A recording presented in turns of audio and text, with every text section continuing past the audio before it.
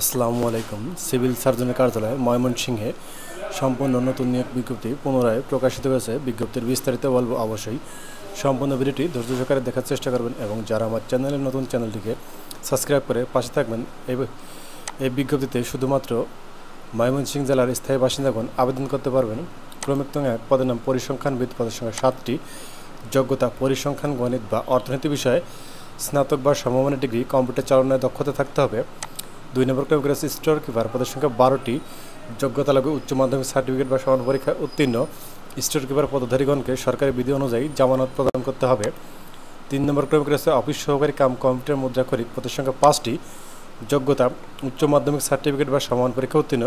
Computer চালনায় দক্ষতা এবং computer ব্যবহারের ক্ষেত্রে MS Word, Excel, PowerPoint, data এন্ট্রির কাজে দক্ষতা থাকতে হবে এবং টাইপিংয়ের গতি প্রতি মিনিটে 20 শব্দ থাকতে হবে।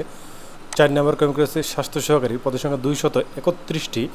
এখানে যোগ্যতা লাগবে উচ্চ মাধ্যমিক সার্টিফিকেটে পাস হতে হবে বা সমান পরীক্ষা উত্তীর্ণ। 5 নম্বর ক্রমিক রয়েছে গাড়ি চালক, পদের সংখ্যা 3টি। যোগ্যতা JSC পাস হতে হবে। হালকা গাড়ি চালানো, বৈধ হালকা ড্রাইভিং লাইসেন্স, অভিজ্ঞতা সম্পন্ন গাড়ি চালকগণ অগ্রাধিকার পাবেন। 6 নম্বর ক্রমিক রয়েছে ল্যাবরেটরি অ্যাটেন্ডেন্ট, পদের সংখ্যা 3টি। যোগ্যতা মাধ্যমিক সার্টিফিকেট বা সমান পরীক্ষায় উত্তীর্ণ হতে হবে। আবেদনের শর্ত ও নির্দেশনাবলী: প্রার্থীকে জন্মসূত্রে বাংলাদেশের নাগরিক হতে হবে এবং ময়মনসিংহ জেলার স্থায়ী বাসিন্দা হতে হবে। সকল আবেদনকারীর বয়স আবেদন শুরুর তারিখ 18/8/2025 খ্রিস্টাব্দ তারিখে সর্বনিম্ন 18 বছর পূর্ণ হতে হবে এবং সর্বোচ্চ 32 বছরের মধ্যে হতে হবে। সকল প্রার্থীর আবেদনপত্র শুধুমাত্র অনলাইনে গ্রহণ করা হবে। অনলাইন ব্যতীত অন্য কোনো মাধ্যমে প্রাপ্ত আবেদনপত্র সরাসরি বাতিল বলে গণ্য হবে। স্বাস্থ্য অধিদপ্তরের 2018 সালের স্মারক নম্বরে এবং 2024 সালের স্মারক অনুযায়ী যেসব প্রার্থী পরিসংখ্যানবিদ, স্টোর কিপার, অফিস সহকারী কাম কম্পিউটার মুদ্রাক্ষরিক, স্বাস্থ্য সহকারী ও ল্যাবরেটরি অ্যাটেন্ডেন্ট পদে ইতিপূর্বে অনলাইন আবেদন করেছেন তাদের পুনরায় নতুন করে আবেদন করার প্রয়োজন নেই। তাদের সকল আবেদন সঠিক থাকলে গ্রহণযোগ্য বলে বিবেচিত হবে এবং তাদের বয়স পূর্বের বিজ্ঞপ্তির শর্ত অনুযায়ী গ্রহণযোগ্য হবে। একই ব্যক্তি একাধিক পদে আবেদন করতে পারবেন না। অফিস সহকারী কাম কম্পিউটার মুদ্রাক্ষরিক ও গাড়ি চালক পদে লিখিত পরীক্ষায় উত্তীর্ণ প্রার্থীগণকে নিয়োগ বিধি মোতাবেক সংশ্লিষ্ট বিষয়ে ব্যবহারিক পরীক্ষা অংশগ্রহণ করতে হবে। ব্যবহারিক পরীক্ষা উত্তীর্ণ প্রার্থীরা মৌখিক পরীক্ষায় অংশগ্রহণ যোগ্য হবেন। আবেদনকারীকে তার সকল অর্জিত শিক্ষাগত যোগ্যতা বা অভিজ্ঞতা বিষয়টি আবেদনে উল্লেখ করতে হবে।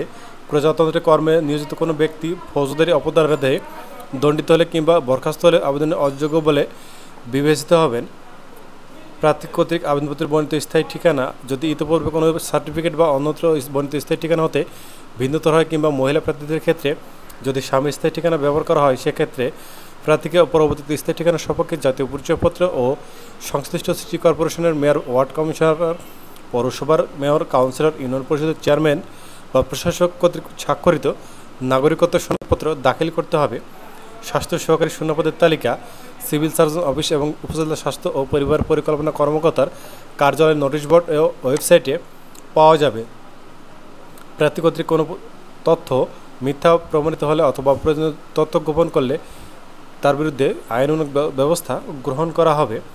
অনলাইন আবেদন পূরণ সংক্রান্ত নিয়মাবলী: আগ্রহী হলে cs.mymonsingh.teltalk.com.bd এই ওয়েবসাইটে আবেদনপত্র পূরণ করতে পারবেন। ওয়েবসাইটে প্রকাশিত নির্দেশনা মোতাবেক ফর্ম পূরণ করতে হবে। অনলাইনে আবেদনপত্র পূরণ ও আবেদন ফি জমাদানের শুরু তারিখ 18/8/2025 খ্রিস্টাব্দ সকাল 10 ঘটিকায়। অনলাইনে আবেদনপত্র জমাদানের শেষ তারিখের সময় 7/9/2025 খ্রিস্টাব্দ বিকাল 5 ঘটিকা পর্যন্ত অনলাইনে আবেদন করা যাবে। উক্ত সময়সীমার মধ্যে ইউজার ID প্রাপ্ত প্রার্থীগণ অনলাইনে আবেদনপত্র সাবমিটের সময় থেকে পরবর্তী 72 ঘন্টার মধ্যে SMS-এর মধ্যে পরীক্ষার ফি জমা দিতে পারবেন।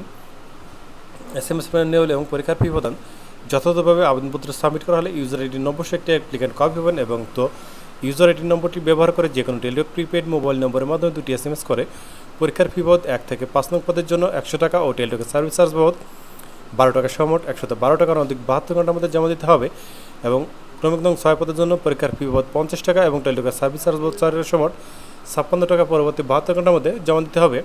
বিশেষভাবে উল্লেখ আছে, অনলাইন আবেদনপত্রের সকল অংশ পূরণ করে সাবমিট করা হলেও পরীক্ষার ফি জমা না দেওয়া পর্যন্ত অনলাইন আবেদনপত্র কোনো অবস্থাতেই গৃহীত হবে না। SMS-এ প্রেরিত ইউজার ID এবং পাসওয়ার্ড ব্যবহার করে পরবর্তীতে রোল নম্বর, পদের নাম, ছবি, পরীক্ষার তারিখ, সময় ও স্থান বা কেন্দ্রের নাম ইত্যাদি তথ্য সম্বলিত প্রবেশপত্র ডাউনলোড পূর্বক রঙিন প্রিন্ট করে নেবেন। এই প্রবেশপত্রটি লিখিত পরীক্ষা অংশগ্রহণের সময় এবং উত্তীর্ণ হলে মৌখিক বা ব্যবহারিক পরীক্ষার সময় অবশ্যই প্রদর্শন করতে হবে। মৌখিক পরীক্ষার সময় যে সকল কাগজপত্র সঙ্গে নিয়ে আসতে হবে তার মধ্যে রয়েছে সকল শিক্ষাগত যোগ্যতার মূল সনদপত্র বা সাময়িক সনদ বা প্রত্যয়নপত্র বা অভিজ্ঞতার সনদপত্র ইত্যাদি।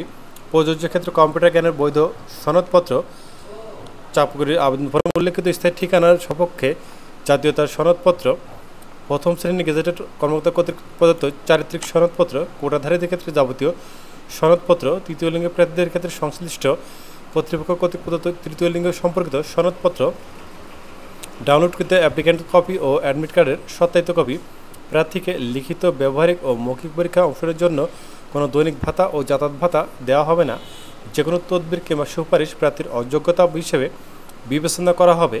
শেষ তারিখ ও সময়ের জন্য অপেক্ষা না করে হাতে যথেষ্ট সময় নিয়ে আবেদনকারীকে রেজিস্ট্রেশন সম্পন্ন করতে পরামর্শ দেওয়া যাচ্ছে।